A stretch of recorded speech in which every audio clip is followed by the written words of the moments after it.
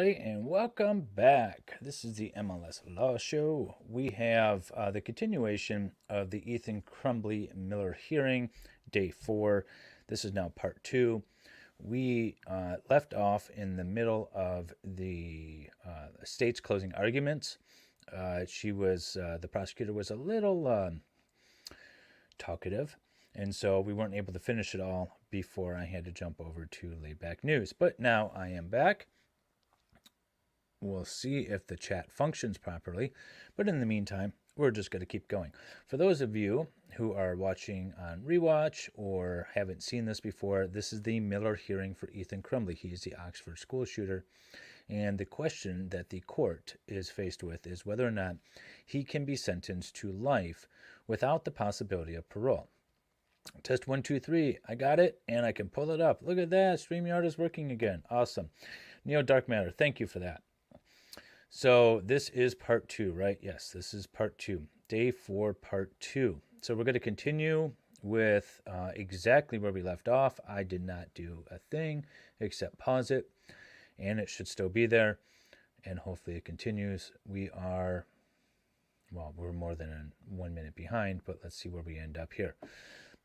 Feel free to throw your super chats or your regular questions in the chat. Hopefully I can pull them up. And let's get going. He expressly contemplated these consequences through his journal and acknowledged that he would be spending the rest of his life in prison, and wrote the following. Oh my God, they're still going. I'm about to shoot up the school and spend the rest of my life in prison. So yeah, I'm going to prison for life, and many people have about 1 day to live. I'm probably going to live the rest of my life in prison. I hope I can talk to someone, though, so I don't take my anger out on other prisoners. Ever since I was little, I've wondered what it would be like in prison. Prison sounds harsh and no place to live, but it fits me. And I did see your comment. I saw everyone's comments in chat. It's hard because he doesn't really acknowledge the chat, so I don't want to talk to the chat when I'm on there, but I did see most of your comments. How I want to live. I'm going to spend the rest of my life in prison, rotting away like a tomato. I wonder what life in prison will be like. Lefty. I will continue shooting people until police breach the building. I will then surrender to them and plead guilty to life in prison. We'll never know if he heard the police or not. I don't know that. I'm not going to pretend that I do. What I do know is that they had breached the building, but they hadn't gotten to the defendant yet, and he surrendered. In one of the recordings, he states, I understand my consequences. I understand that people put me in prison for this. I've already said goodbye to everything. I went through all the phases. He acknowledged and he understood the wrongfulness of these actions and the consequences, which is at the core of why we needed in this country Miller versus Alabama, because we recognize the unique adolescent mind and its failure to really adequately understand the consequences. I don't know of a single other case where So Karen was there. There wasn't a trial because he pled guilty. But Karen is the elected prosecutor, and she has been heading up this case from the get-go. She's also heading up the case against Ethan's parents, James and Jennifer. So it's not unusual for there to be multiple attorneys and the multiple attorneys to have different positions that they take. Even on the defense side, there's one defendant, but there's 2 attorneys. The one attorney will ask questions of one witness. The other attorney will ask questions of another. The one will then do closing. That's not unusual. It's just the same sort of thing, just on the state side. A juvenile has actually written extensively about the consequences of his future actions. He demonstrated this through a last message he sent to his friend. I'm about to do something really bad, and there's no turning back, so I will probably never be able to see you again.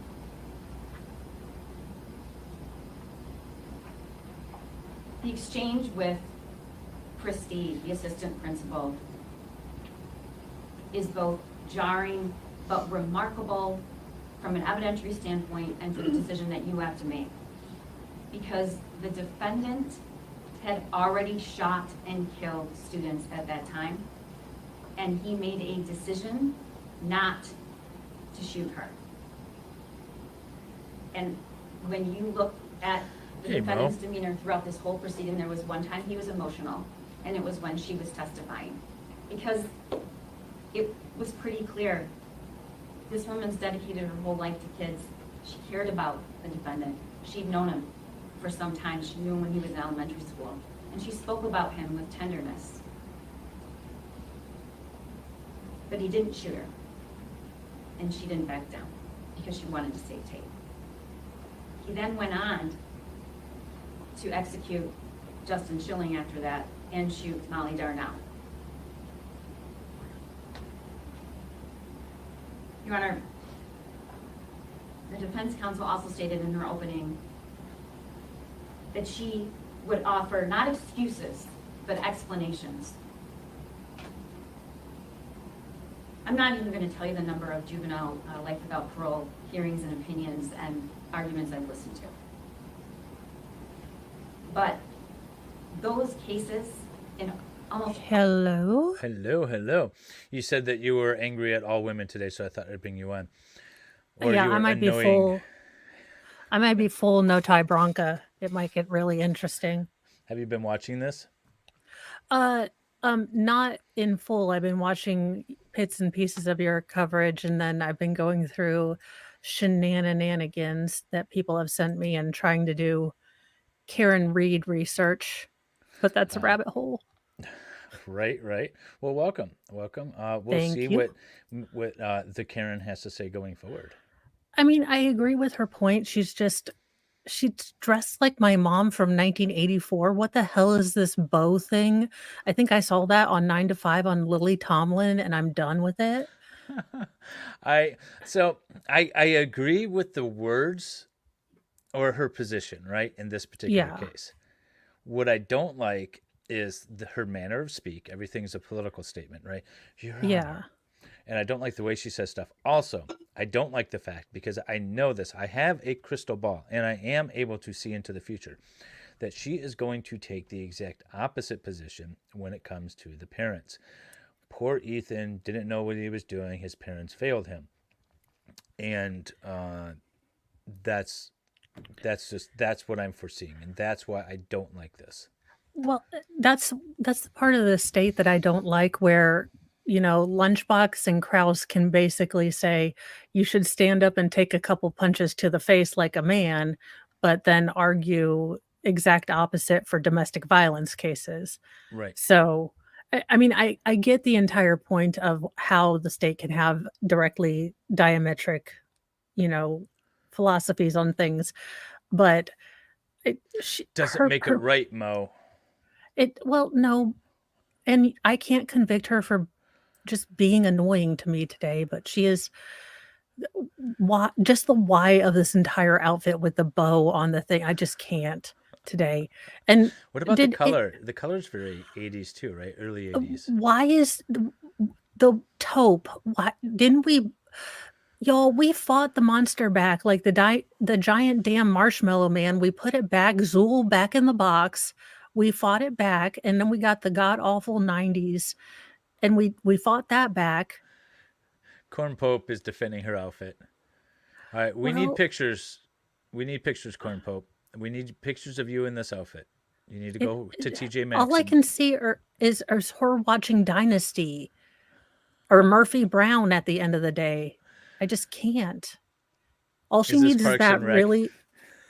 is that really big, like those, remember when women used to do this with their hair? It was that really big, exaggerated this. That's all she needs. I should put up Leslie. Nope, not the Karen. That's awesome. All right. So it's just, it is the way her voice, she does that voice thing at the end where, where it ends like it's a question. Oh, yeah. Everything's a question. This sort of Valley Girl-ish. Yeah, and she was a judge, too, for a while. Oh, Lord Jesus, save us all. Right. She's missing the bangs. Yeah, she is missing the bangs. The hair and the outfit don't really go together, but... Yeah. But welcome. I love to hear your input on the outfit. Because it's clearly relevant to all of this, but it's amazing. Welcome to Marissa, where we judge people based on their outfits and not really the law, but it's important. You judge a book on its cover. Right. All of them, there was nothing like this. because there was an explanation. We might not like it, but there was an explanation. There was a theft. There was a robbery. There was a violent eruption between family members. There was a plot among peers, adolescent peers, and one thing led to another, and they all did this together, and there was pressure. There was substance abuse. There might be a drug deal. There was gang violence. There's a context, and it did offer an explanation. No excuses. Where is the explanation? I did not hear it. Bang on the table. I did not hear it, but I did hear how their expert believes he's mentally ill. And I want to talk about that. Because the central question of whether the defendant is mentally ill is applicable to the Miller factors. There's no doubt. But it is not the central question in this case because this is not an insanity defense. And in fact, the insanity defense was withdrawn in this case, which means there is no acknowledgement or even argument that he meets the statutory requirement for insanity. Yet, we sat and listened to Dr. King talk about all of the reasons why he thought he was mentally ill. Yeah, the egg. And remember the egg, damn it. We like to think that there's got to be... I so hope the defense counsel specifically references the egg. Judge, just remember the egg. That's why there's 3 deputies. He's afraid they're going to bring another egg in. He's like, bailiffs, watch for the egg. I just remember the judge being so freaked out. You're not going to drop that in my courtroom, are you? He's like, I have a bowl, Judge. After my youngest, most feral was taking eggs before they got expensive and egging the freaking house like it was his job. What the hell were you doing? And he's like, I don't know. A terrible mental illness associated with somebody who derives pleasure from dark, violent things. I want to believe that. I do. But you know what else I believe in more? Science. Data. Science. Oh God, not the science. Doctors. Is Fauci going to show up? You cannot refute that. And that is what Dr. Anaker testified to today, which is that the majority of people who commit very violent acts in this country do not suffer from a mental illness. And more importantly, the majority of people who have mental illness are not prone to commit violent acts. And it's beyond proper. I don't have a word for what Dr. King described mental health issues in this country. He did them all. He did every single person and every kid in the United States who's ever had suicide ideations a disservice because he referred to them as psychotic. And beyond his testimony not being credible about the defendant, that is unconscionable. But the issue of mental illness you should consider. And if you decide that there's some mental health issues, I'm not going to persuade you not to. But it's to be considered in the light of the Miller factors. This is not an insanity defense hearing. That was withdrawn. And I think Wait, was it withdrawn? I didn't hear her. To divert, and if it's an attempt to get compassion, he has it. He's got my compassion. I can do both things. You can do both things. Science? We all have to do both things. We I think so. have to deal with the darkness and the violence. Look, and we have I don't to swing that accept way, that but it Kelly happened. LeBrock was And we can also hot. say, we wish he had had a better upbringing. But we're not going to ignore facts. When we talking about an adult woman nude in the shower with 2 teenagers? And Look, the facts 80s was a are strange that time. He had a choice. He had many Can we talk about opportunities. Big?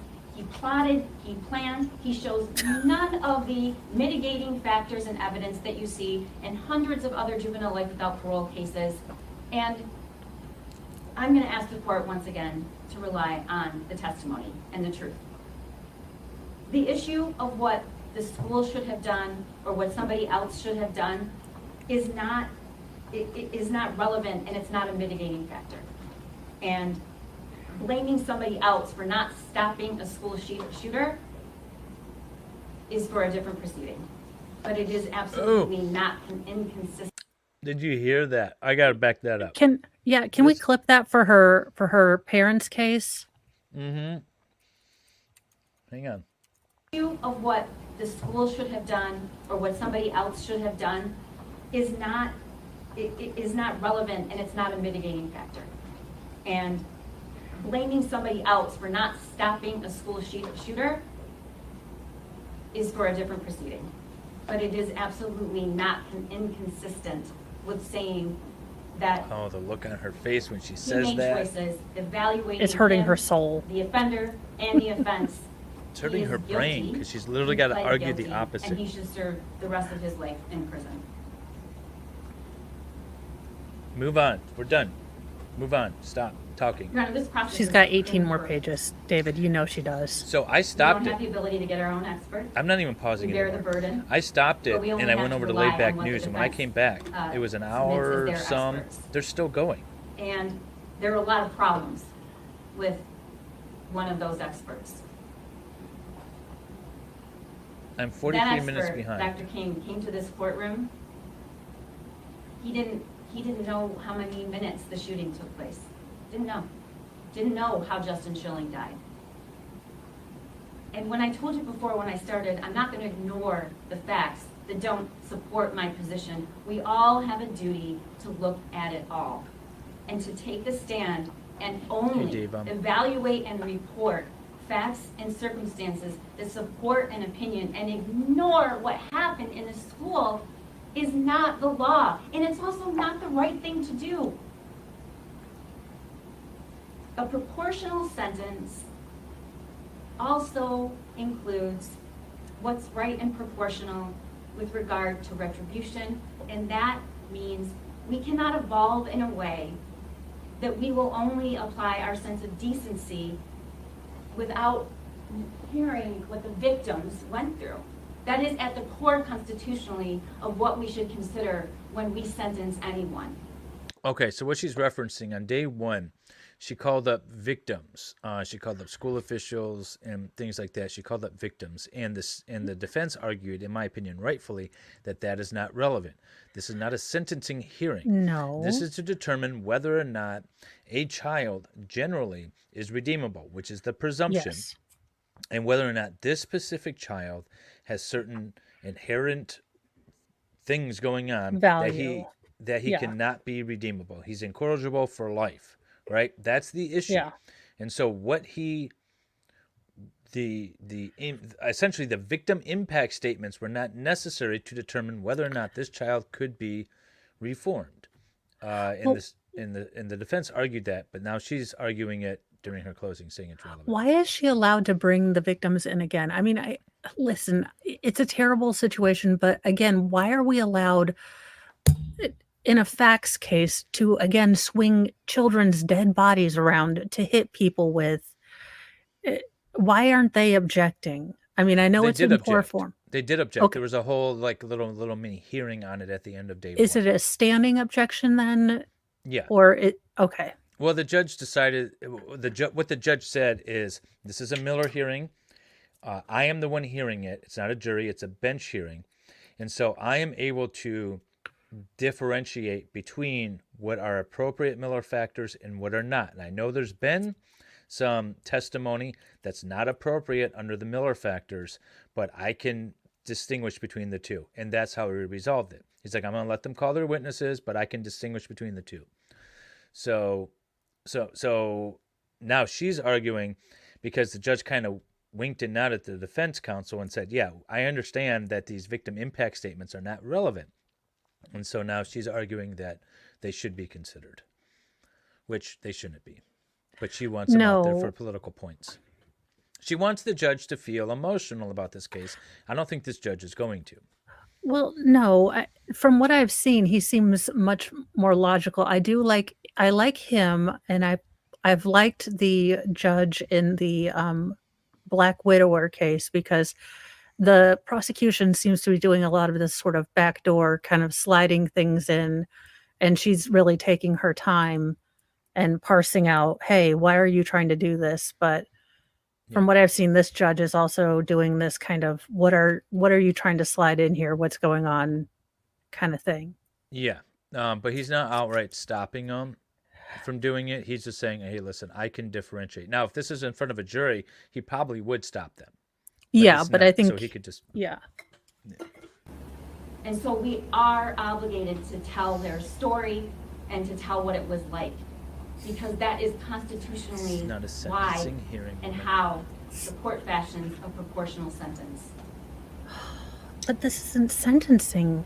Yeah. I mean, it's Your Honor, it's semi-sentencing. more complicated to doom someone to life It's at not. the age of It's just 17. well, I mean, the standard is scrolling right there at the bottom of the page, But I or the told you bottom at of the the screen. beginning that I was going to rely and demanded that this team rely and consider all the facts and all of the factors I'll that be the right case back. law says we should. Okay, okay. And all of the mitigating factors and all of it, put it on the table. And while it's morally and legally complicated to do so, after having done that, I stand here today and I ask you to sentence the shooter to life without parole. Thank you. Thank you. Next. She looks very severe. I didn't know Wednesday Addams or Morticia went into.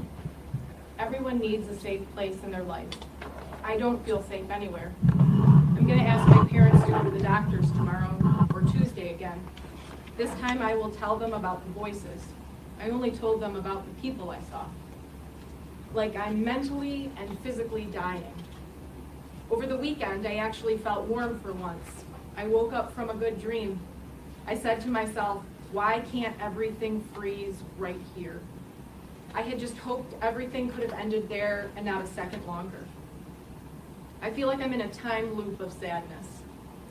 I will forever not feel the love of another human being, and not even I can love myself, as I hate myself probably more than some people already do.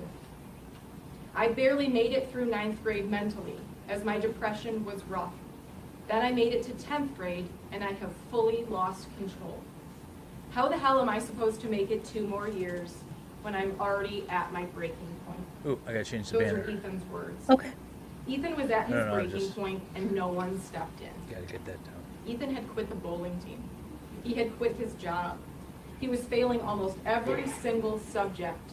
He sat alone at lunch. His only and trusted friend left. His dog died. He was hallucinating. He was hearing voices. He was depressed. He was suicidal. He was anxious.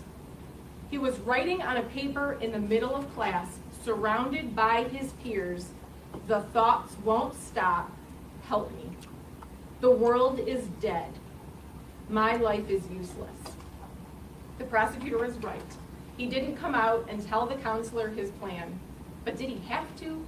Wasn't it glaringly obvious? This was the 3rd instance in 24 hours. He was looking up bullets.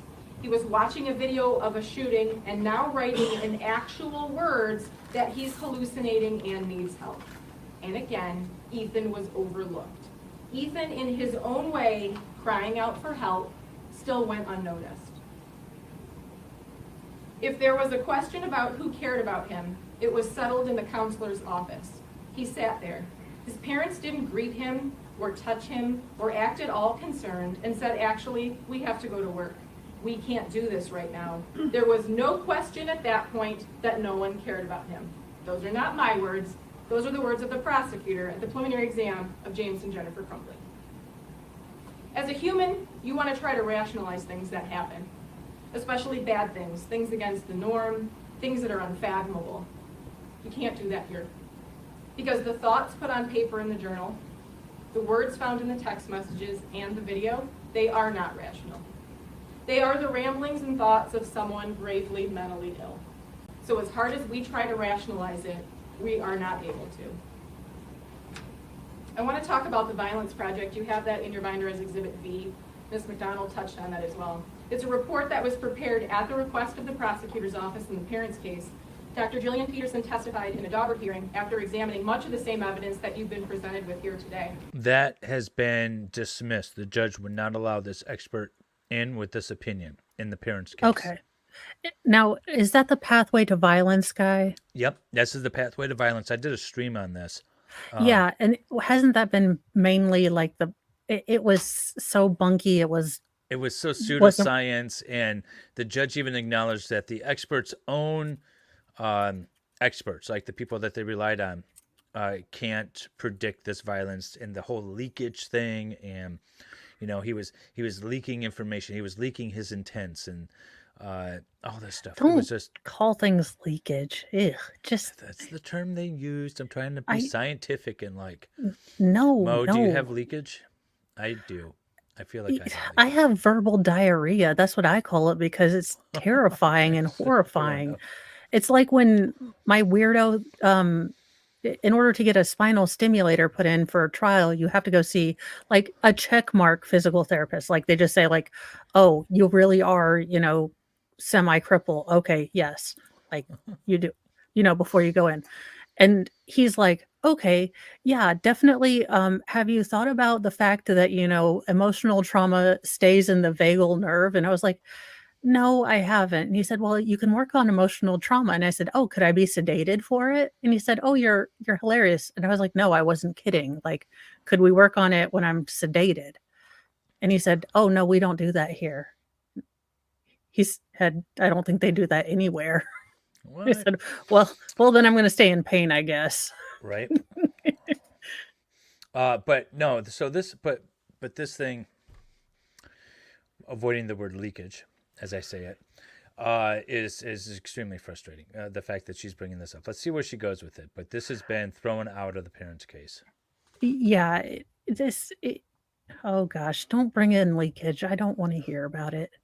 In that report, she states that the road to violence is a long, slow build over time, with the perpetrators providing numerous warning signs to people around them. She's going to use the The word. intervention needed to stop a mass shooting is often simple. I can't date yet. Providing hope, seeing someone else's pain. This has been held to be She junk says science. that there is a common misconception by the public that mass shooters are evil monsters who just simply snap and commit a shooting. She goes on to explain the steps on the pathway to violence.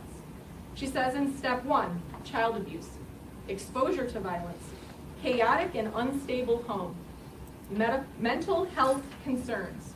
Step 2, identifiable crisis point in the days, weeks, or months before their violence. Shooters communicate their crisis to others in noticeable ways, changes in appearance or behavior, or leakage of their plan to others. There it is. We should do a drinking blow game. can be a major loss. I can't Fail drink. in I have to class, pick up small rejection from children. peers, paranoia they'll that be fine. becomes Let the nanny do it. unbearable. Step 3, shooters are almost always angry and lonely. And many fixate on a group that they can blame for Yeah, but their not everyone who is circumstances. lonely It is common is to a shooter. blame school, peers, and motivated by a desire to make sure that they're going to make headlines so that they're known forever. Step 4, shooters have access to firearms and to the people that represent their grievances. She found that what is unique in this case is the role that the parents played in enabling him along the pathway to violence and ignoring his requests for help.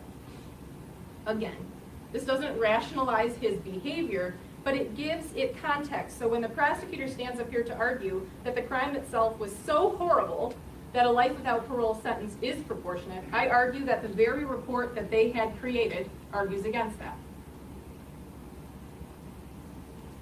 The people's witnesses that they called were only fact witnesses. They provided no expert opinion in their case in chief that Ethan is irreparably corrupt, no expert opinion that he cannot be rehabilitated, no expert opinion to say that his brain was fully developed, no testimony to show that his childhood was ideal. Nothing about what the witnesses testified to goes to the analysis that is required with the Miller factors. If we were here just to discuss the horrible facts of that day, we would be here for a trial. Ethan pled guilty. The court can see through the exhibits that are contained in the binder and the testimony that was presented exactly what type of family and home environment that Ethan had. This was a home with constant fighting, yelling, accusations of affairs, money troubles. This was a home filled with alcohol. Ethan was left home alone beginning from a very early age. We heard from multiple neighbors, and you can see it in the text with his mother when he's only 10 years old, begging his mom to come home. He was Coffee left to today, cope with his great fears success. himself. Coffee. So he turned to violent video games, violent movies, and violent websites. In looking at the third factor, a fact that familial Not the pressures video may have had, games. Ethan repeatedly talks about the lack of money. The fact that he is a burden to his parents, his father's employment status, the fact that they can't afford college. We even saw in the text messages, Mom wasn't even willing to pay any longer for braces. Ethan asked his parents for psychiatric help and didn't get it. He told his mother about the ghosts and the demons, the voices. The issue of Ethan's mental illness is shown in the conversations. The as prosecutor early is taking as notes during 2020. all of this, saying You can that's see a those good between argument. the We're going to use conversations that between in James the and case Jonathan. against the parents. They're also shown in the conversations between Ethan and his juvenile friend, in the writings of his journal. What he Googled after receiving no help from his parents, he was trying to diagnose himself. Ethan Which did not have the Zennial support that hasn't he tried needed. to It diagnose was themselves? glaringly Watch obvious TikTok. that he was Everyone's not okay. neurodivergent and His parents took semi-autistic a and disturbed, mentally challenged, and possibly mesothelioma. ill kid, their son, and what did they The do? parties rested They with didn't their take him to a evidence. This is doctor. their closing They didn't take arguments. him home. They didn't walk into that room and say, I love you, I'll do anything for you, what's wrong? They didn't embrace him. You know what they did? They bought him a weapon. Again, not my words, the words of the prosecutor in the case of the parents. I think that Ethan's parents' reaction to hearing of a school shooting says It's it all. funny. She's using the prosecutor's As hundreds arguments of in the parents' parents case drove against way the above the prosecutor. speed limit to make I mean, sure none of that this their is evidence, child was though. still alive. that must chafe We the found out what his parents prosecutor's did. buns so His dad bad. went directly home to look for a gun, and his mom texted him, don't do it. They knew he was in a crisis. All of the evidence presented as to his home life should be considered, and we argue clearly shows that the second factor, family and home environment, should be a mitigating factor. When it was our turn to call witnesses, we first called Dr. Romanowski. He was the expert in corrections, who didn't review the facts of the case, as that's not his expertise. His testimony goes to the heart of the fifth Miller factor, possibility of rehabilitation. Not whether he has already been rehabilitated, or if it is with 100% certainty that he can be, whether it is possible. He examined all of the records from the Oakland County Jail. The purpose of his testimony was a look Yep, forward exactly, Luke. after the day of arrest, not back. He has extensive knowledge of what happens after someone is placed in jail and when they're transferred to the Michigan Department of Corrections. He testified that Ethan had no major misconducts and has only a few minor misconducts. He explained the process that Ethan will go through. He'll be sent to the Thumb Correctional Facility with other juveniles, where he will obtain his GED and other certificates. He explained that once he is 18, he will either move to Haida Prison or move to the Michigan Department of Corrections with adults. He went through all the programs and activities that Ethan will be able to participate in. The most important thing that Dr. Romanowski explained to us is what happens when a person gets a term of years. If Your Honor finds that the people have not met their burden and you hand down a sentence of a term of years, Ethan does not just walk out of those doors once he has served the minimum. Ethan has to prove himself. Ethan has to complete all of the available classes. He must attend therapy. He must not engage in assaultive behavior. He cannot receive tickets. He must show the parole board that he has changed, that he has been rehabilitated. If Ethan decides to spend the decades of his sentence assaulting inmates, racking up tickets, refusing to take advantage of the classes, he will not get out. He will continue to get flopped by the parole board and he will serve his maximum. This is a unique situation because this court doesn't have 15 or 30 years of records to look at. We can't show you on paper, look judge, he has been rehabilitated, because he hasn't been to the Department of Corrections yet. I'm asking that you not penalize him for that fact that the law changed and we're doing this Miller hearing prior to the sentence. We ask that you give Ethan a chance to show this court and to show this community that he will do good things with his time. That when he stands before the parole board, there will only be positives to discuss.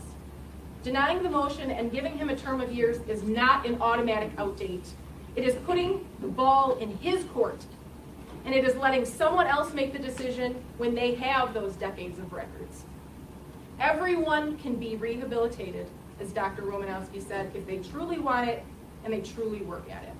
We believe that factor, Miller Factor 5, the possibility of rehabilitation, should be a mitigating factor because of the evidence that we presented. We then heard from Dr. Kadir. She has seen Ethan consistently in the beginning from the jail each day and then moved to each week. She has diagnosed him with major depressive disorder, recurrent episodes How do you severe, find this defense counsel and as opposed to the adjustment prosecutor? disorders with anxiety. These diagnoses are consistent with symptoms such Her as voice being is hopeless. her voice is interesting. I like that she's using the other lady's things against her, so I'm giving her a pass, but she's very severe looking. Free the boy, he's obviously upset. The situation could have been avoided. Right? I mean, that's not what she's arguing, but that's how a lot of people are taking this. She's very severe, but I don't she's doing her job. I mean, it's a shit job to have to do. I mean, you don't want to have to be the one that says, "Look, this kid who sitting next or standing in cat a corner to the parents, you don't want to have to be the one that says, "Look, this kid can be redeemed." Right. You know. Let me see here. Okay. I have to be out of here by 4, so I just want to make sure we get through this. No problem. I apparently have to race a sailboat later.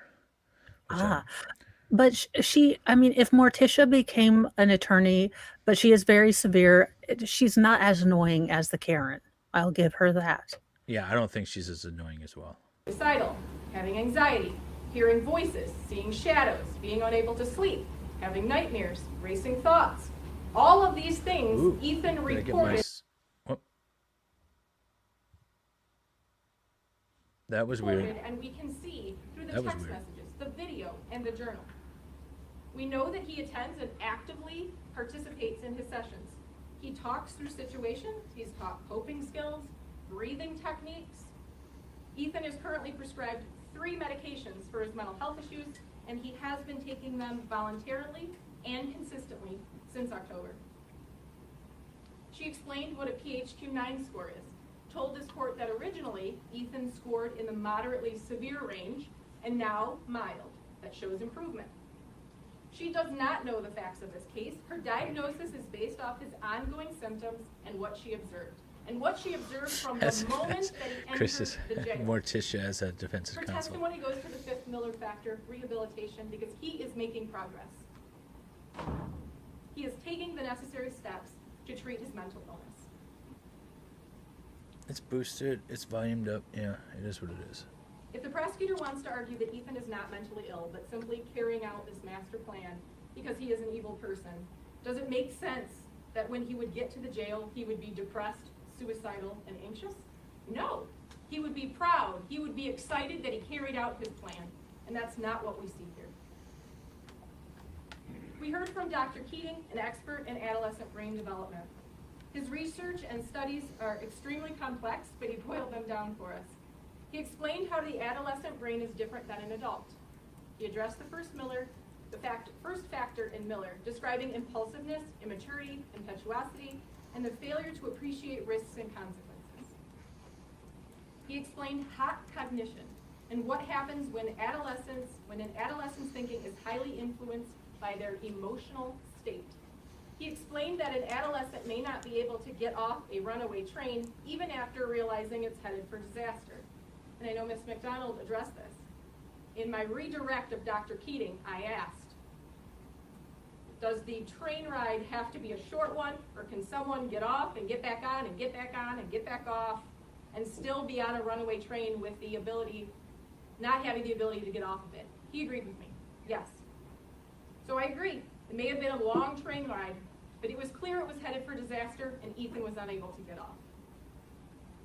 Planning, research, and premeditation does not change the research findings that he presented. He says that there are no scientific studies or empirical data that can conclude that an adolescent is irreparably corrupt. I ask you to focus on section 7 of this paper, resilience. 2 major processes have been found to promote resilience: social connection and mindfulness. The connections don't need to be within the immediate family. They can be teachers, mentors, doctors. Also, the normative brain changes of adolescence include a proliferation of new neural material and the rewriting of some critical neural circuitry. Ethan's sick brain can be repaired.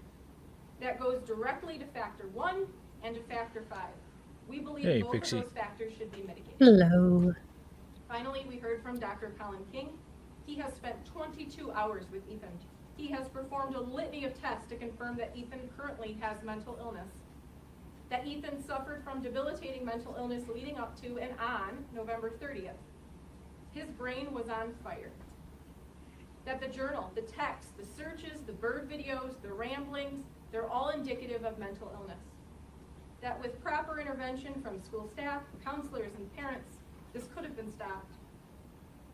That with continued therapy, medication, and a controlled environment with positive relationships, he can be rehabilitated. They didn't even do brain scans for the purposes of this hearing. The report of Dr. King. The sentence form, the choice of words, what he didn't include, accused him of copying someone else's report. Come on, talk about the egg. Talk about the egg. But what they didn't spend a lot of time on is actually attacking his method of testing, the testing results, the graphs, or the his egg. actual findings. Bring the egg up, Their damn case in it. chief, they called no expert to refute Judge, you the saw the findings of egg. Dr. King. Just give him for No a roll. one came in here and told you he performed Either that or hand your testing client a comb. correctly. Either And one here's needs to why. be done. They didn't like what Dr. King was saying, so instead of finding an expert to agree with them and Sorry. their point of view and come in to disprove his analysis, they attacked how he wrote the report.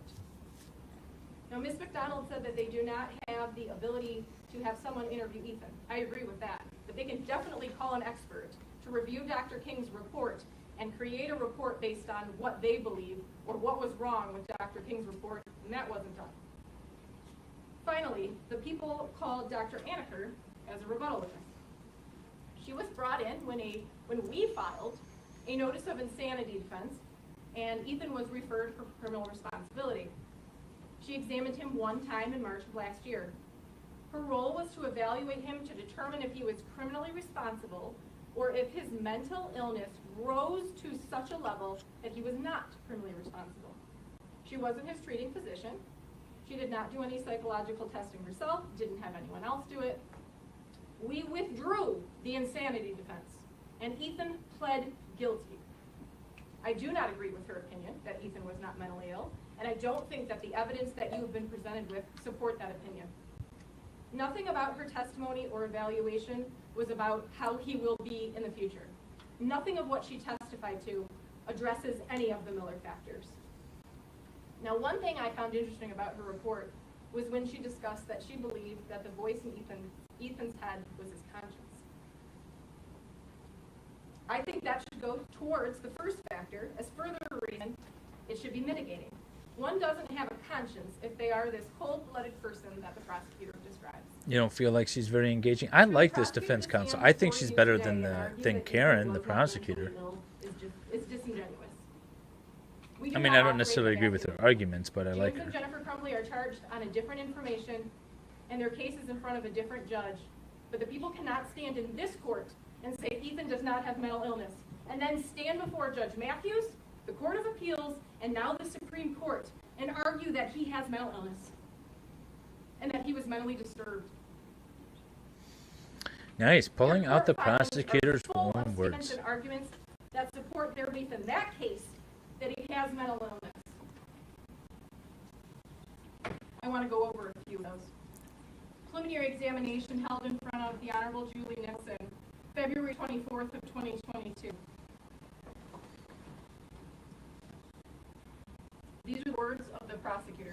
Yeah, Both I guess it's Jennifer not and very James Crumbley knew coherent. that the I guess I'm evidence not showed hearing a narrative. their son was experiencing disturbing mental health issues in the months leading up to the shooting. I mean, Mo, what are you getting from this argument so far? I guess if I had to kind of qualify it into a sentence or two, I would say the prosecutor's own words support my position, right? Yeah, basically, that woman made my case. I Yeah, mean, yeah. that's kind of where I'm. Am I sounding better? I turned me down, but I don't know. I don't know. Did someone say that you were too loud? Yeah, someone said I came in pretty hot, so I was. I'm fine with you being hot. I could just hear. Why don't I just automatically adjust your mic? You're only at 54. I don't even know what I'm at. I'll put it at Well, I automatic. turned me down I because turned I you was on up. automatic. Okay, I turned you up. well, It's my show. awesome. I don't even know how loud I'm coming across. But I know the audio on the court is quiet.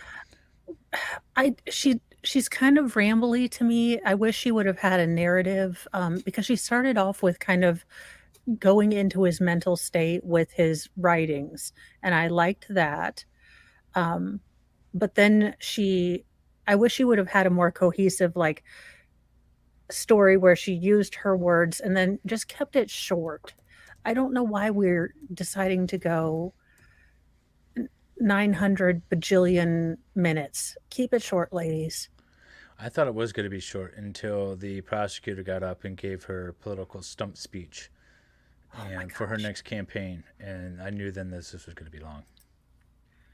Everyone's getting Nancy Pelosi boob. Mo is hot, and Mr. Mo would agree. Mr. Mo would agree, but he's also like, he knows I'm mouthy. Everyone is getting Nancy Pelosi boob postcards. I'm in a mood today. I am so ticked off. I Well, just, let's wash it out with some Wednesday, I guess. I was going to say Elvira, but we'll go with Wednesday. she doesn't have the boobs for Elvira. That's true. Sorry, ma'am. She's very much a Finding Wednesday. brief in support of the people's motion in limine to admit evidence. Their son was manifesting signs of mental distress. I've sent her a link. expressing Valhalla those awaits. You won't chug a beer, you manifestations to the coward. defendants and asking them for help. Filings in the Michigan Supreme Court.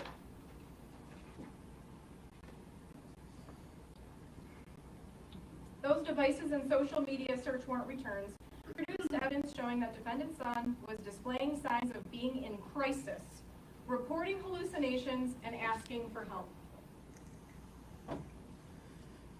But do We you have one know set that of it's facts broken here. forever, half Irish? You can't stand in two different courtrooms and argue two different things when it's one set of facts.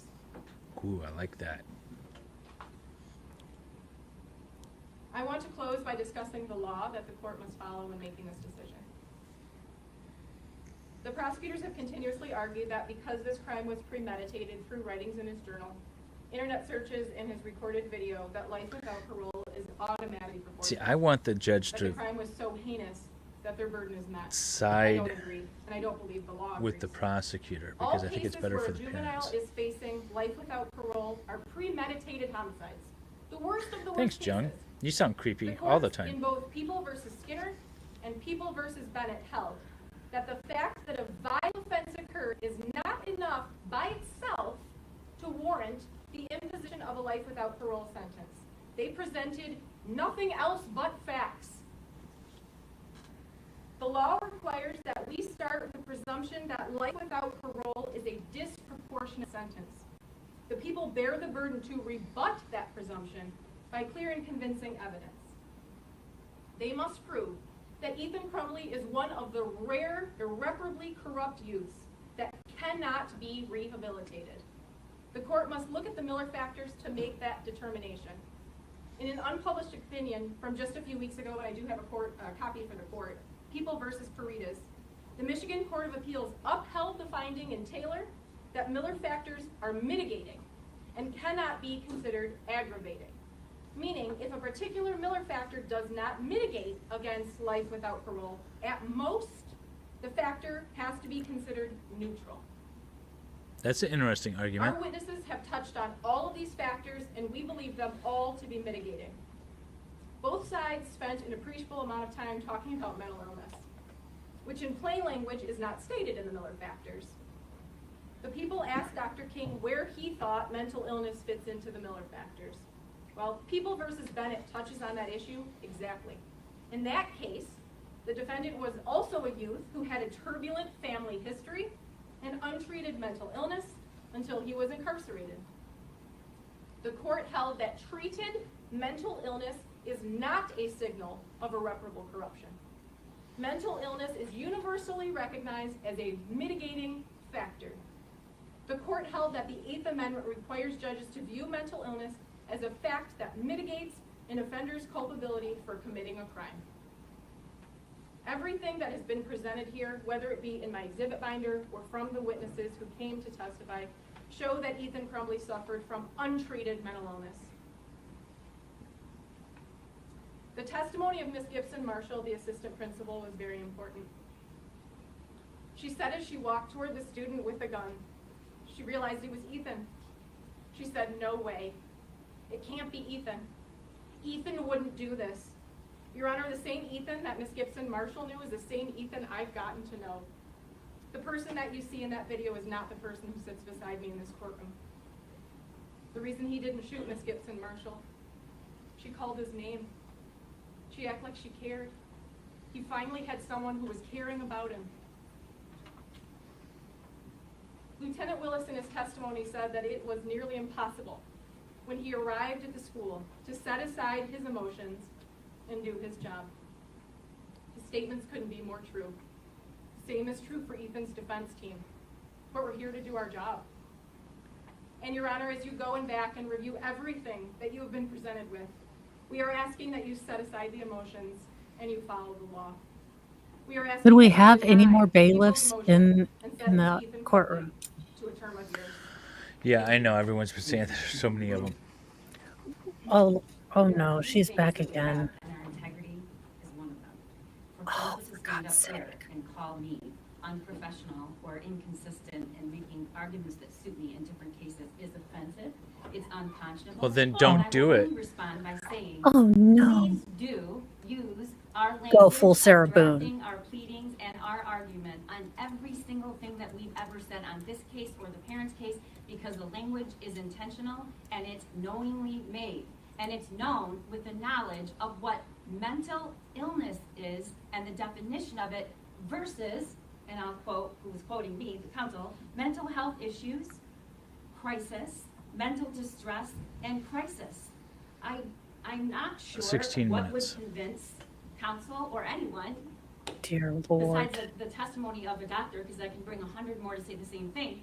That is not the same thing as saying somebody has a mental illness that meets the statutory definition, which is what I am arguing. Is there a because limit to how that's much the you can science, buy at that's that the data, the and alcohol counsel knows it store? very well, Asking for a which is why there's friend. no Who is insanity me? plea. So to stand here and say that I'm saying, and my team has said something inconsistent, is, first of all, ignorant and unprofessional. It is Ignorant. absolutely It's not true. ignorant. And Ignorant. if the court needs ignorant. more information, Oh my gosh. which would surprise me, but if the court needs more information between what mental illness means and the Uh-oh, is she gonna take distinction off her between mental earrings? illness Is the versus wig gonna come mental off? health issues, someone being in crisis, Slap someone being in fight. mental You're so distress, ignorant. someone being in crisis, by the way, could apply to all of us at one point in time in our lives. No one's gonna argue that. That is what that's called. But the evidence and the data and the science do not show that he meets the statutory definition of mental illness, and that is what Dr. Anneker has testified to, because it's the truth. And this is not a legal insanity hearing. That plea was withdrawn. That defense was withdrawn. So, I agree. Mental distress, absolutely. Pull her Crisis, hair. absolutely. Disturbing behavior, requests for help. Yes, I agree. We really don't disagree on very much, except I'm not lodging a false accusation and then trying to misstate the truth. We don't disagree on very much. That's what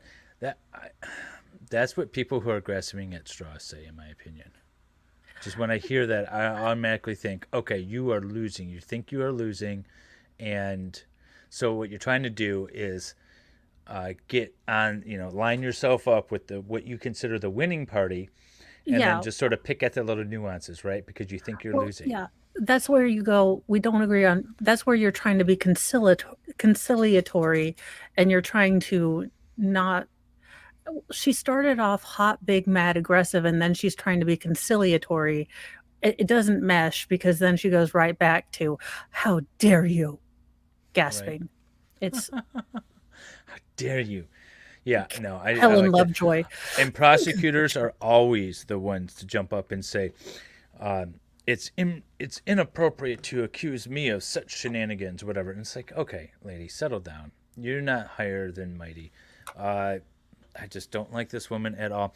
Somebody commented on one of my prior streams that it's amazing that I am in favor of the shooter and his parents. Let me be clear. I do not care whatsoever what happens with Ethan Crumbley. I really don't care. He did it. He admitted to doing it. It is what it is. What I don't like is charging the parents. And what I don't like is this prosecutor right here, this Karen right here, is going to be eating her words and arguing exactly what the defense said she's going to be doing in the parents' case. So that's what I don't like. Well, and that's my fear is the state creep. So I'm going to do story time, and here's kind of why I am ticked off today. I don't know what I did to piss off the two youngest kids, the principal at that school. I'm not I saw your sure. chat. Yeah, you don't like the principal? I don't know what I did to piss her off, but for some reason, my middle child decided to wear the same shirt twice this week. And instead of calling or messaging me in one of the many apps that I have to download for this, school, they decided to call CPS after the principal interrogated my children without calling me or having an advocate there. So they will no longer be going to that school. And I will be talking to the superintendent because What? not only should the principal never be talking to my children without me there to advocate for them or, trying to interrogate them as if she's a forensic psychologist. But For wearing the same shirt? yeah, but all of this could have been avoided if she had simply said, "Hey, your child seems to have been wearing the same shirt." So I called my local lawyer and said, what are the steps that I can take? And she said, "That's insane. My son wore the same shirt twice this week." My I son wears the same clothes all week long, like pants, shirt, everything. Yeah, so I don't know what it is that I've done to severely piss this woman off, other than the fact that I, behind her back, do make fun of her because she's demanded that the entire, school children call her doctor because she got her doctorate in education. And I laugh and say that that's an indictment on the entire educational system. Any hoozle. So they will be going to a different school.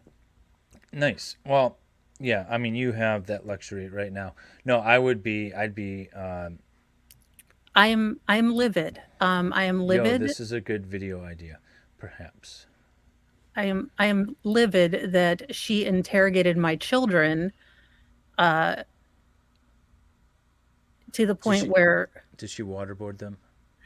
I don't know. I don't know what she did. I know what the report was. I have a copy of the report from the lady who kind of rolled her eyes and looked at my laundry room and like he has clothing,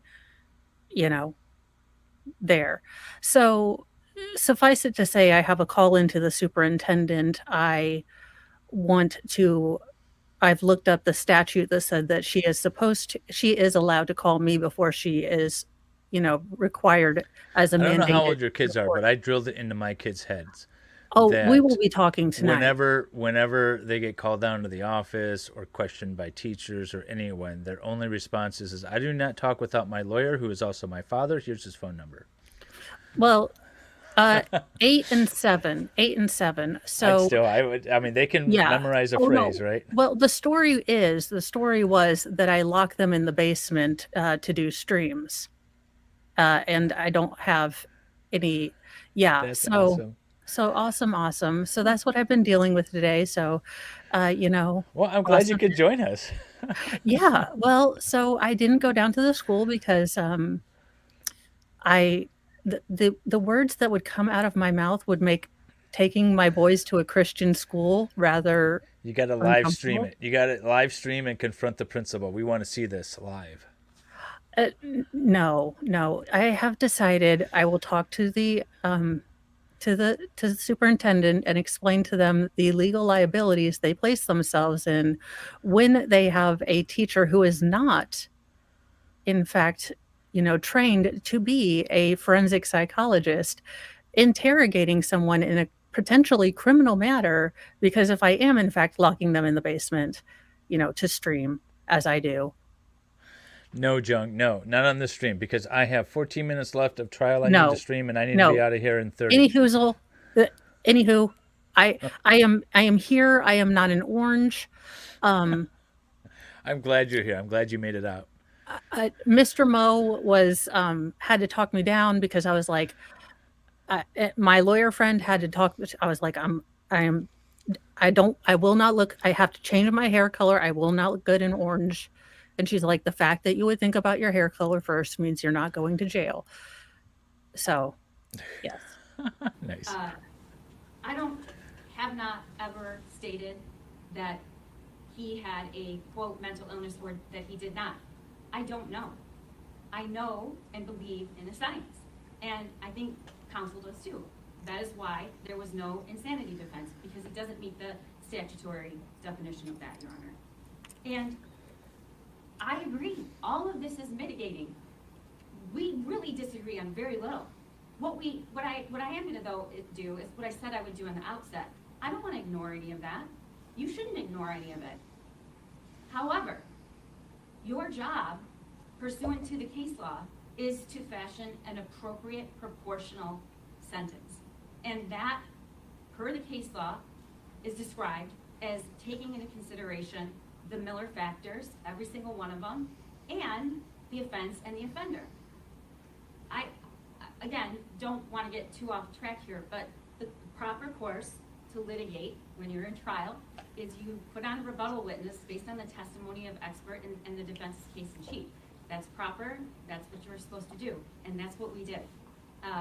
We don't have the ability to call an expert and talk about rehabilitation, and it would not be proper, because we don't have the ability for that expert to actually evaluate the defendant as to that.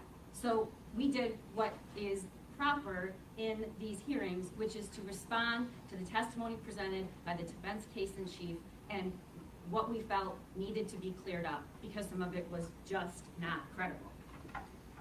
So let's talk about that. They called 4 experts, and I agree with nearly every word 3 of them said. I know that the juvenile brain is different, and I acknowledge it. I got to write this mathematical formula out. At 15, change over time, their brains do. And so why are we here, knowing all of that? Why did we make the decision, why did I make the decision to seek a life without parole sentence? I struggled with that for a long time. To be clear, I did not make a final decision about that position in the 21 days that the law allows us, where we have to give notice after a guilty plea. We did file notice and waited for a defense mitigation expert, because we don't have a right to get our own.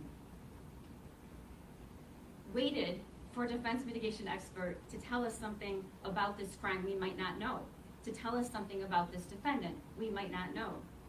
And I didn't just wait for it, we actually tried to make it happen, because the first report that was given to me lacked serious mitigating factors that you should consider for the defendant.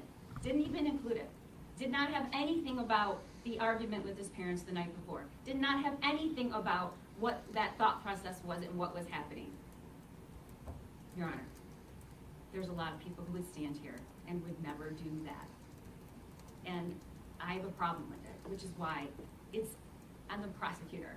But I believe in fairness and justice, and I believe that we should take very seriously a juvenile if we're asking for a life without parole sentence, and that the court must consider in circumstances like that. And it wasn't in their expert's report, and it was lacking. And there were also items in the report that weren't even true. So as an officer of the court, and also just being a person who morally feels that we have standards to live up to, As an officer of the court is appealing to her own authority just by virtue of her bar card. I hate that. As an officer of the court.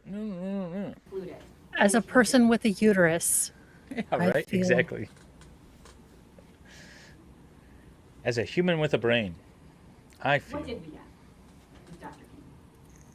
We got a partly plagiarized report from someone who did not know the Miller factors. Partly plagiarized, meaning he used a template that he uses in the past and that other people have used as well. He grabbed a template and filled in the relevant information.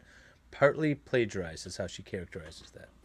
He focused on the wrong things. We learned that eggs break when you drop them, and implicit bias is real, but neither of those things have anything to do with your decision. I would note that there's not a single shred of evidence that this defendant suffered a brain injury, yet Dr. King basically his opinion is he probably has one. Hey, Chandler, welcome. He didn't know how many minutes the shooting lasted. Hey, Mo. He didn't know how many kids Hello. died. And it didn't even seem like he cared. Dr. Anneker testified the objective known facts suggest the opposite of a brain injury. And in my Have a effort to good gather all that day. information, I Oh, also yes, asked thank the you. defense I hope I don't to fall off. allow a prosecution expert to interview the It's defendant. racing later And they today. refused, which is their right. So I was left with three things. I had Dr. King's report, which I do not believe is credible. She accused him of copying the entire paragraph, and he said, no, I used the template, is what his testimony was. He said, I did select parts of it, of the paragraph, because they were outlining this or that or this or that, but the conclusions were all his. So it'd be like me grabbing, like attorneys don't draft stuff from scratch, right? We have ICL, we have other resources. We sometimes go to other attorneys and say, hey, I saw your motion. Can I have that in Word form so I can kind of duplicate it without reinventing the wheel? That's just what Wait a happens. minute. You don't type everything down, like from habeas corpus down to your We Ducus do Nukem. Chandler, you know. can you That's what authentic- paralegals are for. But also too, Ah. right? You'll grab a prior motion or a motion from another attorney and just sort of modify it, right? You don't draft everything from scratch. Well, the law firms that I've worked for have always had templates for a very specific sort of, for different Well, motions. did and you so draft that template? personally, I did not draft the templates that I So, came into. Well, not under- at the first law firm that I worked for, because at that point I was just a legal assistant and I was still in college. Okay, so you're technically plagiarizing according to this prosecutor, because that's what this For doctor did. shame. Well, no, because the attorney that I worked for, he drafted those templates. So, Then not for shame. For shame. or I'm a going to say previous, for shame. or a previous paralegal. So you're just a ghostwriter. You know, Semi for shame. I'm sorry, I'm a redliner, and anybody who has been a paralegal will understand what that means. You plagiarized my letter for Solomon. No, I did not. I edited your letter for Solomon, and I added some very excellent sentences in there, and It's a corrected some collaborative effort. spelling mistakes. But according to this prosecutor, that's plagiarism. Really? That's what happened, and that's what she was arguing. I saw some chat say she shouldn't expect to be taken seriously if she dresses that way. I don't understand that comment. She looks great. That was Mo. Hang on, what's going on here? Was it you? Wasn't this with- No. What do you? What issue do you have with her outfit? That it looks like something my mother wore back in 1984. And now I Murphy ruined it all. Brown, and what is up with taupe Murphy and Brown. beige? That's what she looks like. Murphy Brown. See, That's okay, it. I like the jacket and I like the shirt, but not together. I think her hair looks great though. Was extremely thorough and balanced. I did rely on that. and I'm stand just by mad at all the blondes conclusion today, so that that's he not does really her have a fault. mental illness All right, I can dig that. pursuant to the statutory requirement. I used And to be that's all I can blonde. say. And that's all I I am can a say. blonde. But that doesn't Are mean ya? he wasn't indeed Yeah. experiencing a crisis. How can anyone say he wasn't in crisis? How can anyone say that he wasn't in mental distress? I agree, consider it. It's mitigating. You should consider it. But you also have to fashion a Attorney Karen. sentence. The I Karen. saw Her people name in is that Karen. I knew might disagree with me. I asked people to disagree with me. I Well, trusted Her name's you can't argue her with name that. is Karen McDonald, so I You call can't her argue Karen. with that. She Right? And in She doing is that, the I learned that Karen. there has never Right. been an offense or offender like this one, not just in our state, but our country.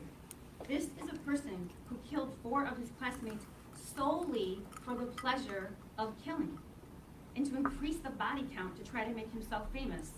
It wasn't impulsive, and their expert even acknowledges that. He didn't want anything from his victims, Your Honor. It wasn't settling a score. Just having He me didn't even know them. randomly pull And the up, people he killed or also pull up killed random us. phrases. Hey, Okay, Donna, Valhalla Madison, awaits. Justin. You won't We chug a have beer, whole you lives in coward, front with the of them. $5 That's super chat. his I'm motivation. David, and I know He long wanted to words, kill people but who it's had not their whole about life in front of them. length, And this is a okay? person who, It's unlike about the any motion of other the research ocean. began, Objections, has the Your right Honor. to see his victims suffer. Thank you for that. For this So, defendant who I'm pleaded pretty sure that guilty, is Brandon, yes. And he's very poetic, but I almost never, I say like 1/3 of the time I understand what he's saying. punishment, which is what the 8th Amendment stands for. It's a just, proportional sentence. His life will be spared. His life will be spared just the way he wanted. He can continue to watch his victims suffer, but he can do it from a place where the victims will never have to live in fear. Did you hear that about they will Mo's do it principal again, issue? or that he No. will do it again to someone else. The principal And even if the called defendant changes, Child Protective Services on Mo because her child wore the same shirt 2 days in a row. You're kidding. No. CPS has better No. things to do. That is ridiculous. We Oh are my in the God. middle of Breaking Bad, like meth fentanyl city. But Dude. yes, no, they did. And Oh, Mo, apparently I'm she so interrogated. Oh no, she interrogated him, and apparently I lock them in the basement while I'm streaming. What? I take a lot of pills because, I have complex regional pain syndrome. It's awesome. And I get to wear, how you get invited to LuLaRoe parties, but they're a friend. So you feel like you're hostage. So you have to buy like one thing. No, And it's I don't know that, but I respect it. I think I so know you LuLaRoe. get I've heard of it. you get invited to a friend's party and she's selling this stuff and you don't like floral things, but you're like, okay, I'm here. I have to buy it. Yes. So it's laundry day and I'm wearing florals. It's an all around shitty Friday. It sounds bad, and I'm really sorry that you're dealing with that because it sounds like CPS has better things to do, and just my deepest sympathies. I'm really sorry that you're.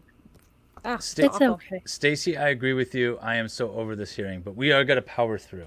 Okay. Yes. We got Sorry. like 7 minutes. My no, drama. that was can me. wait. I brought it up. I was not expecting to drink until later, but I have and bourbon. that's not what Miller says either. Take a Miller big says you sip have for to me. I consider can't drink till later. everything, and I want you to do that. I'm And 2 when you shots do in. that, this defendant should be sentenced to life without parole. This is a right and just proportional sentence. And lastly, there's another important point about the Miller decision. It avoided an absolute, Your Honor. It didn't say always or never. I listened to the oral argument in Miller many times, and that's what counsel for the defense was arguing for, an absolute line. See what I'm saying? It makes no The Supreme sense. Court didn't do that. You're the DD. I have found a lot of wisdom in Designated that idea, drinker? both pursuant to this hearing and in all of the decisions I've made. As long as you guys are cool with it. Of avoiding absolutes. I'm still Because when you say traumatized from last always time. or never, a case will eventually come along that you didn't consider. And it did for me. You haven't heard me stand up here and call him a monster. I don't describe him in some inhumane way. I want and do allow the law to guide me. But I'm not gonna shy away from these horrific facts and the evidence. And I know you won't either. Rarely, something very rarely, an exception comes along. And it did. And he's sitting a few feet from me. Please She give him sounds a like it, life right? without parole sentence. Thank you.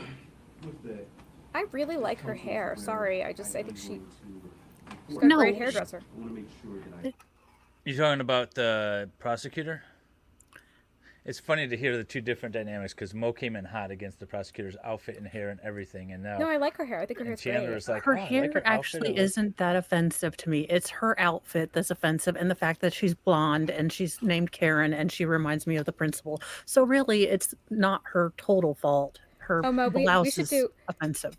Mo, I think we should do a stream together where we talk about outfit choices. So, like, I was kind of raised in this environment where, like, my mom's a stylist, and Oh. she's taught me a lot about clothes. I and want I've in always, on that stream because I have thoughts, ladies. and so every time I watch any Awesome. kind of trial, I cannot help myself from criticizing the outfits and being like, her hair really looks like that from the back, and everybody calls me a misogynist, which, Oh, me too. it's Good. not the We'll first have a no time. tie Bronca woman stream. It'll be great. That would be fantastic. I'd really like that. But so far, better hair than I've seen previously. Just saying. Yeah. They both have access to brushes, which seems to be a rarity in female lawyers lately. Bring a tiny brush. I have tiny brushes. I bring them with me everywhere. It's kind of a necessity when you're a woman. And again, I cannot throw stones. I'm trying the curly girl method. I don't even know what I'm doing. So Hang on, let me I hear can what the throw- judge has to say. Hang on. I gotta run. the decision of whether or not the people have met their burden by clear and convincing evidence in conjunction with the Miller factors. And Oh, Mo, we will as talk. I stated before, off record, I'm going to give you all a decision date, and that He's gonna issue a decision set date. in the next 35 to 45 days. 35 to 45 days, he's gonna issue a decision. I knew he wasn't gonna issue from the bench. But because of the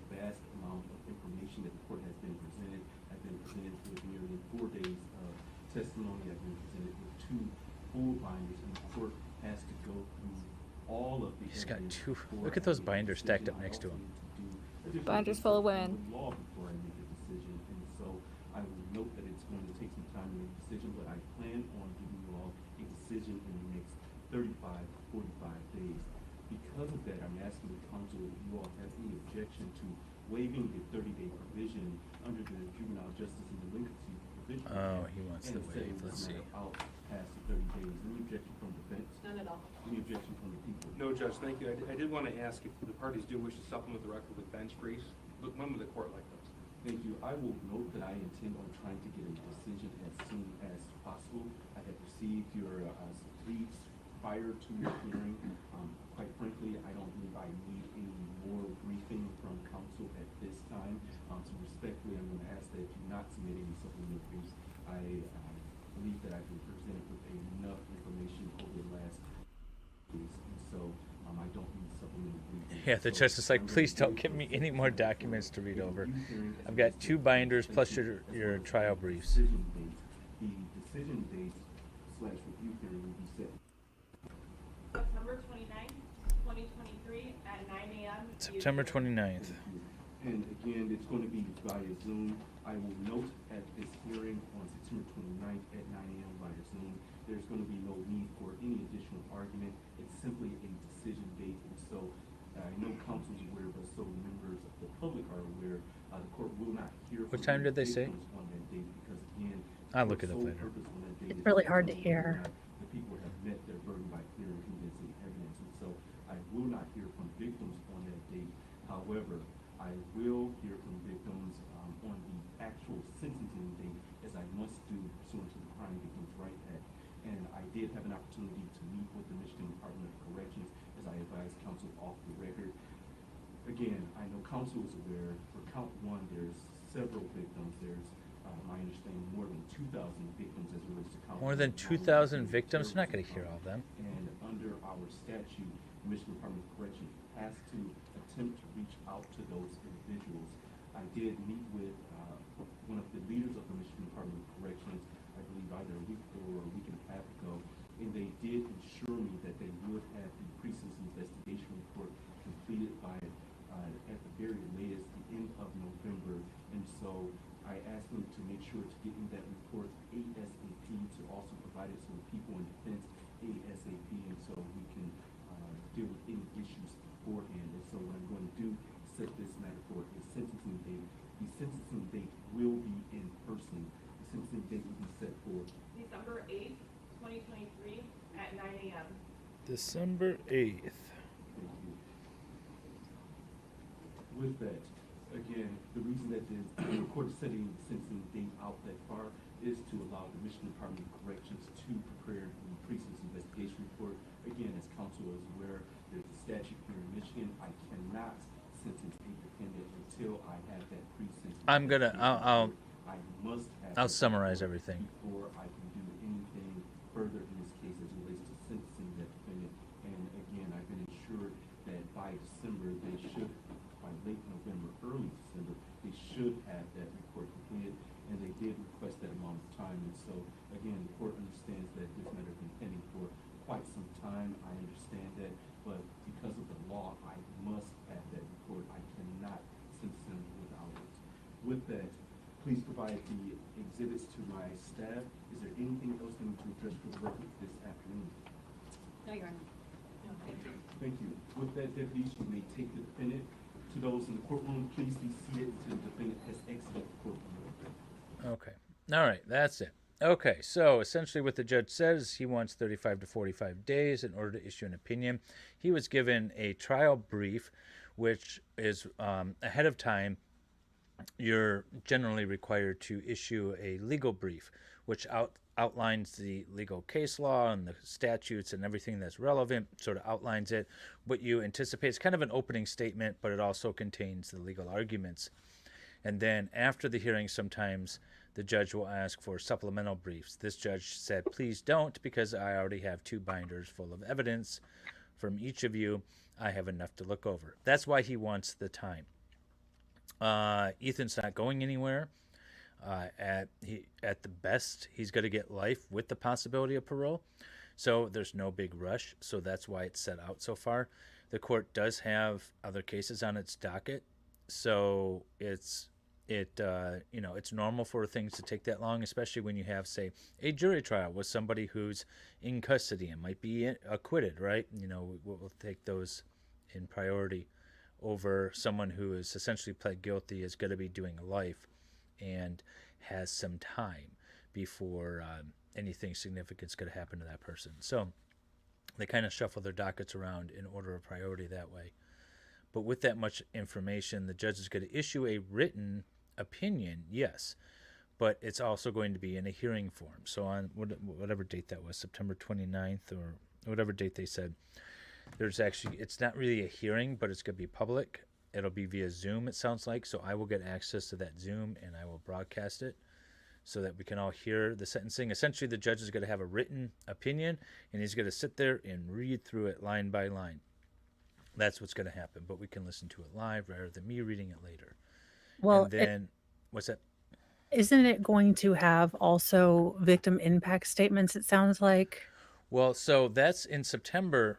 The opinion on the Miller factors is what the judge is going to be issuing. And that is only whether or not the state has overcome its burden by showing by clear and convincing evidence that this child should not get the opportunity for parole.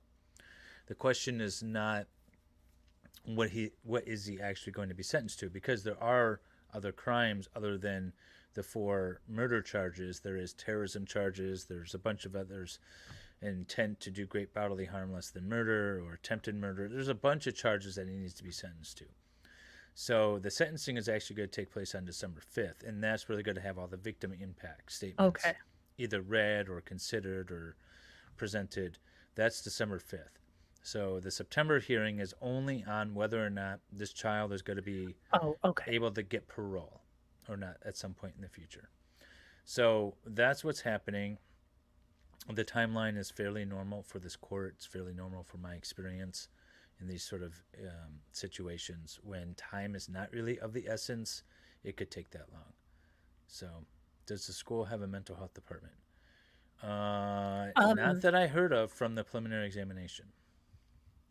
And if you're asking about my particular school, no, and I wouldn't trust, and no, I wouldn't trust them. I am aware of an unaffiliated local mental health things.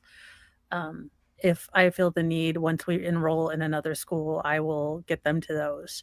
But I don't think they probably just thought the teacher or the principal was asking them questions. Right.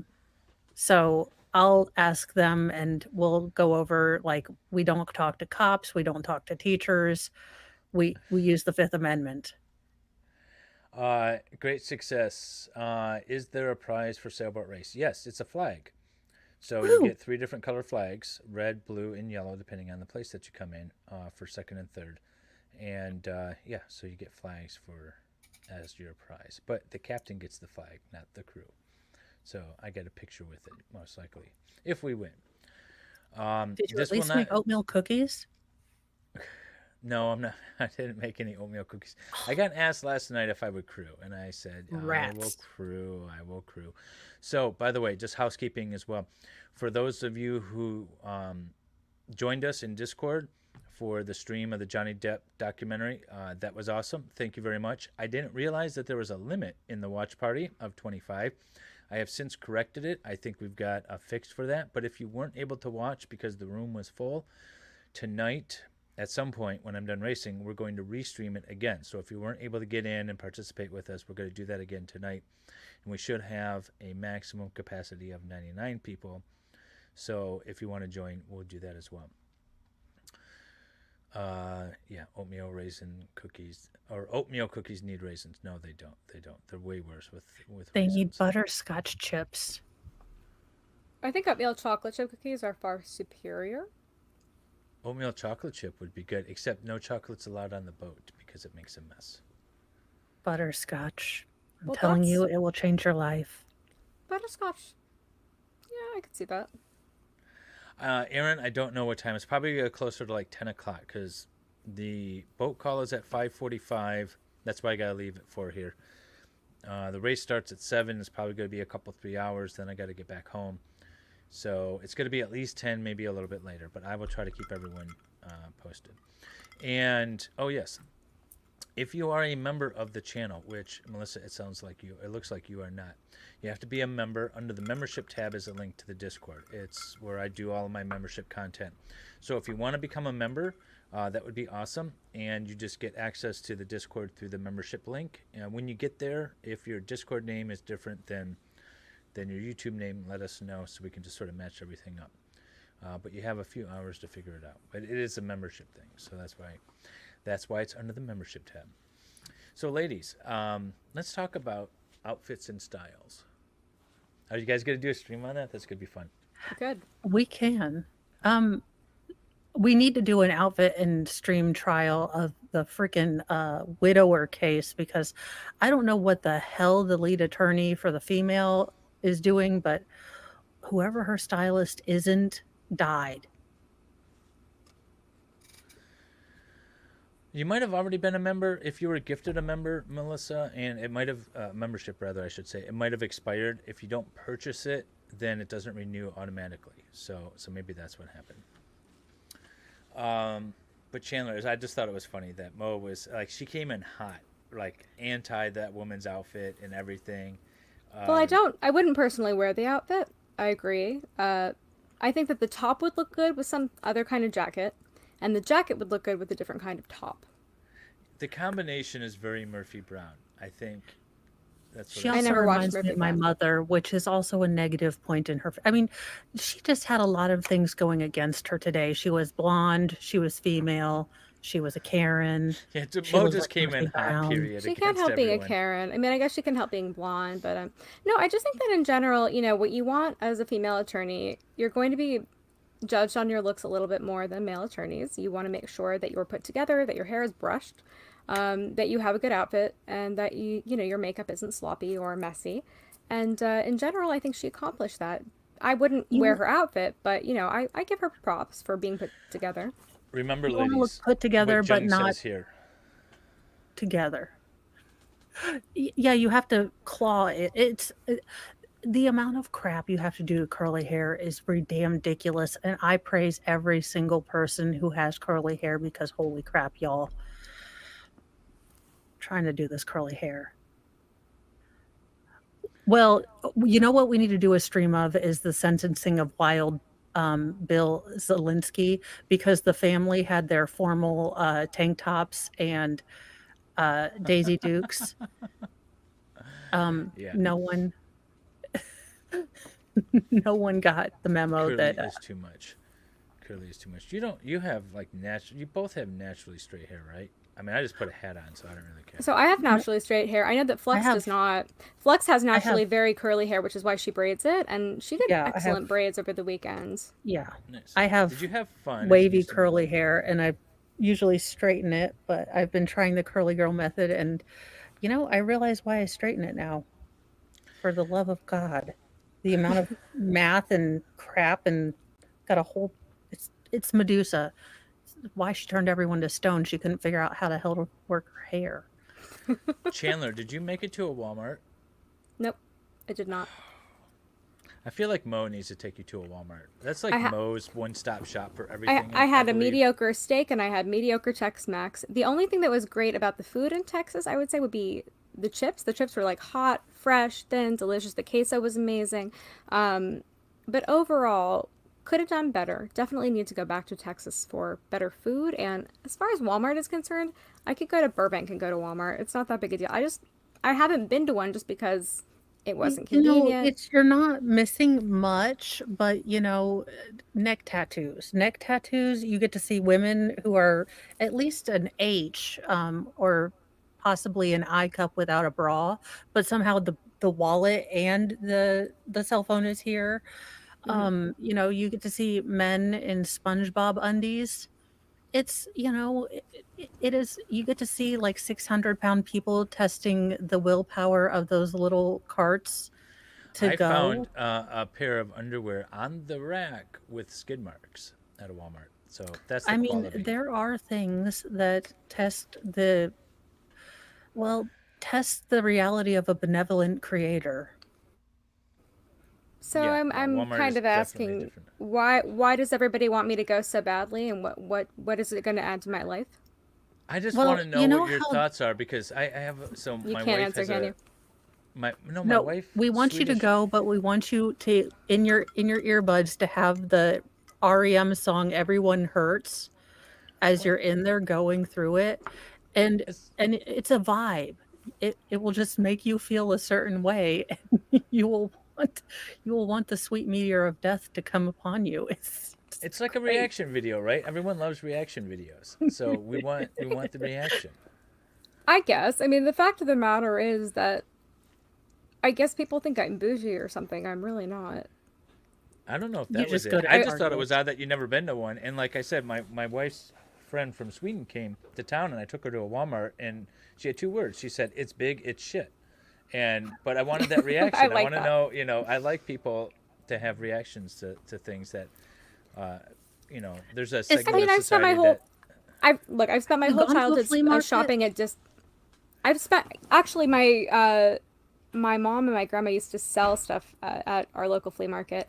I spent Okay, my well entire then you childhood don't need at to go to Walmart. I spent my entire childhood at flea markets, thrift stores, dollar stores, 99-cent store, exclusively shopping there. I'm Oh very my God, comfortable and very Chandler, familiar with those. Yeah. if you find a velvet Dolly Parton picture anywhere, I will Hmm. send you money. Send it to me. I need it for something. Anywho, Okay. Good to know. I'll keep that. well, I'll file that away. I am off to go sailing. Thank you, ladies, for joining me on the tailor end of this thing. Tail end. Geez, I can't talk today. Thanks for having Um, us. no worry. that It's concludes the it's Miller hearing. We'll be back for the court's opinion and then the sentencing. And also, I have a whole playlist of Crumbly stuff. We have James and Jennifer Crumbly's trial coming up. We have potentially an opinion from the Supreme Court on that. So we will be following the Crumbly family throughout all of their trials and tribulations. And if you didn't watch like the first part of this hearing, you should definitely check out day 1 and day 2. Day 3 is quite interesting as well, but day 1 and day 2 has a lot of fact evidence that might interest you. Day 3 was just shenanigans with a doctor dropping an egg and claiming head injuries and all kinds of nonsense, but it is still entertaining. And then I will be streaming Saturday with Nicholas for Jodi Arias, and then Sunday I'll be streaming my trial, and then Chandler and I are doing a Sarah Boone update, and it'll be a good time. But I will see you all then. Bye. Bye, everybody.